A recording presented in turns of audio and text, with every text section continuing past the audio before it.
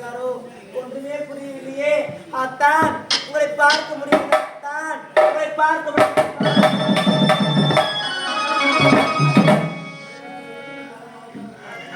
அத்தான் உனக்கு எனக்கு சின்னஞ்சிறு வயதிலே திருமணமாகிவிட்டது. அன்று முதல் இன்று நாள் வரை உன்னை நேரில் கூட பார்த்ததில்லை. எப்படியோ ஒன்று உன்னை பார்த்து சந்தோஷமாக இருந்ததை தவிர வாழ்க்கையில் நம் இல்லையே. அத்தான் உன்னை நான் எப்படி பார்ப்பேன், யாரை கொண்டு கேள்வேன், எங்கு செல்வேன், யாரை கொண்டு உன்னை பார்ப்பேன்? அத்தான்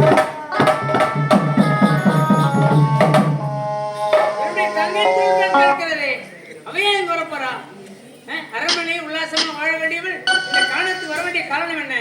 சரி யாருமா நீ? பாருமா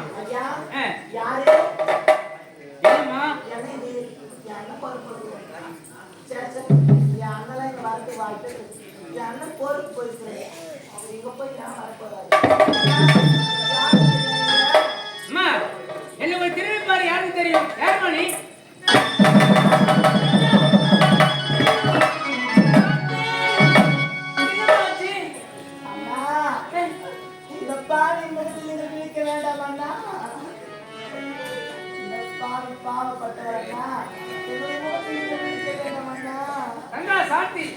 அரண்மனையிலே மகாராணி போல வாழ வேண்டியவள் யாரும் இல்லாத அனாதை போல தனிமையில வந்திருக்க. என்ன காரணம்? அண்ணா மாமா என்ன அடிச்சு நாடு கடத்தி விட்டார். அண்ணா என்ன அடிச்சு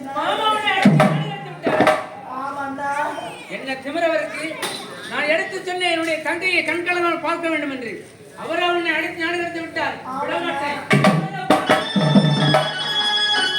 சரி, அவர் அடிச்சு நாடு கடத்தினாரு. சரி சொல்கிறேன். ஆமா, நீ என்ன தவறு செய்த? எதனால அவன் அடிச்சாரு? அண்ணா அண்ணியின் பேச்சை கேட்டுக்கொண்டு மாமா என்ன அடிச்சுட்டாருண்ணா.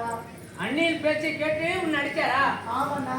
சரி, அண்ணி நீ என்ன தவறு செய்த? அண்ணி உன்னை சொன்னாரு. அண்ணா நானும் இப்போ கர்ப்பிணியா இருக்கிறேன். இந்த கர்ப்பத்துக்கு காரணம் யாரு?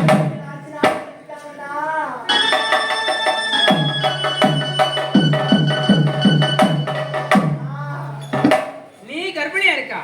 ஆமாண்ணா.